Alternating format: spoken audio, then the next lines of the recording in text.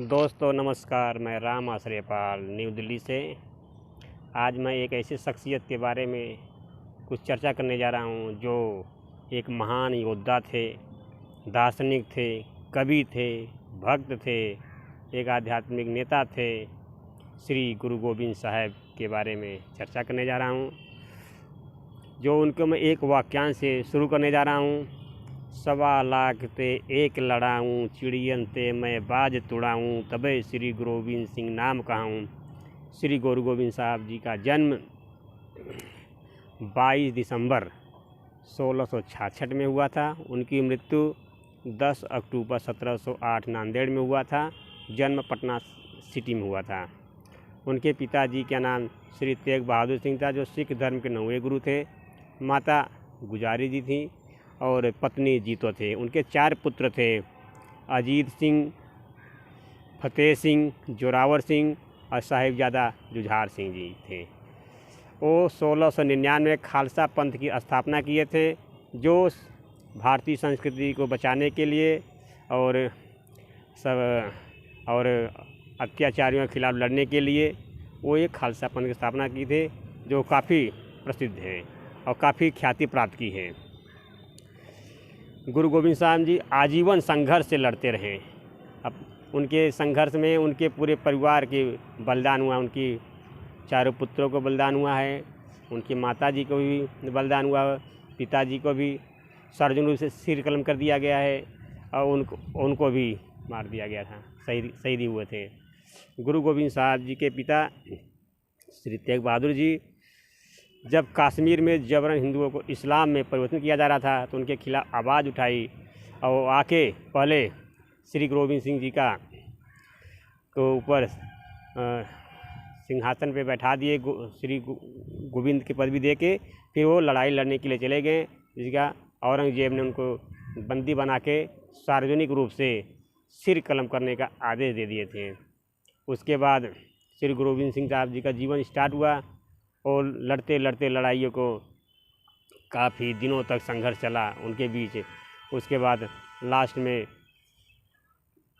उनको धोखे से लड़ाई से नहीं जीता गया, तो कूटनीतिक तरीके से कुरान की कसमें खा के बोला गया कि आप आनंद साहिब छोड़ के चले जाओ, आपको कोई कुछ नहीं बोलेगा। तो उनके बातों में आके सब लोग निकलने लगे। फिर उसके ऊपर आक्रमण कर दिया गया। आक्रमण करने के पश्चात उसके काफ़ी दिनों तक लड़ाई लड़ी। फिर उसके बाद उनके जो पुत्र थे जोरावर सिंह और फतेह सिंह, उनकी माता जीतो जी को बंदी बना लिया गया धोखे से। बंदी बनाने के बाद उनके पुत्रों की कहानी सुने हुए तो आँखों में आंसू आ जाएगा। उनको बोला गया कि आप इस्लाम स्वीकार कर लो, आपको छोड़ दिया जाएगा आपको। तो बोले हमें मृत्यु पसंद है, पर मैं इस्लाम नहीं कबूल करूँगा। उसके बाद उनको दीवार में चुने जाने का आदेश दिया जाएगा। जब दीवार चुनाई करने लगे थे, तब पर भी पूछा गया अभी भी मौका है, आपको इस्लाम स्वीकार कर लो। पर वो लोग तनिक झिझके नहीं, थोड़ा सा भी झिझके नहीं। बोले हमें 7 जन्मों तक मरना पड़ेगा, पर हम अपने संस्कृति धर्म को नहीं त्यागेंगे, हम इस्लाम स्वीकार नहीं करेंगे। उसके बाद जब उनके घुटने तक आ गई नींव, तो ईंटें को हथौड़ी से मार के कम करके चुनाई कर रहे थे, पर वहाँ का जो नवाब था उसने बोला नहीं नहीं, ईंटें को मत काटो, उनके घुटनों को काट दो, घुटने को छील दो। इतने जुल्म किए गए। आप तो सुन रहे हैं, बोल रहे हैं, वो जो घटना घटी होगी, जो उनके ऊपर बीती होगी, वो कैसे बर्दाश्त किएंगे, क्योंकि 9 साल 11 साल के बालक थे। बड़े बेटे फतेह सिंह और छोटे थे जोरावर सिंह जी। और उसके बाद जब उनके घुटने को छील दिया गया और उसके बाद फिर ईंटें लगाई गई, उसके बाद फिर फतेह सिंह के आंखों में आंसू आ गया। तो जो छोटे जोरावर सिंह जी थे, बोले भैया आप मरने से डर रहे हो, आप रो रहे हो। बोले नहीं, मैं मरने से डर नहीं रहा हूँ, मैं सोच रहा हूँ तेरे से पहले मैं इस दुनिया में आया हूँ और तू मेरे से बाद में इस दुनिया में आया, और तू मेरे से पहले चला जाएगा।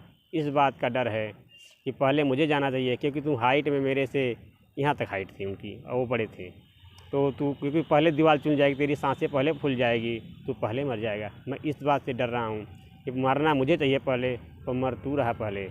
पर वो हंसते हंसते दीवार में चुनवा दिए गए, सांसें का नाम से फूल गई और उनके शहीद हो गए। और उसके बाद उनके जो दादी थी जीतो देवी को किले के ऊपर से धक्का दे के गिरा दिया गया और उनको भी मृत्यु हो गई, वो भी शहीद हो गई। 26 दिसंबर 1704 को उन लोगों की मृत्यु हो गई।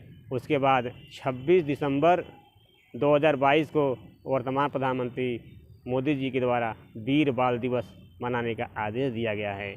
और उसके बाद वो गुरु गोविंद साहब जी अपने आनंद मठ में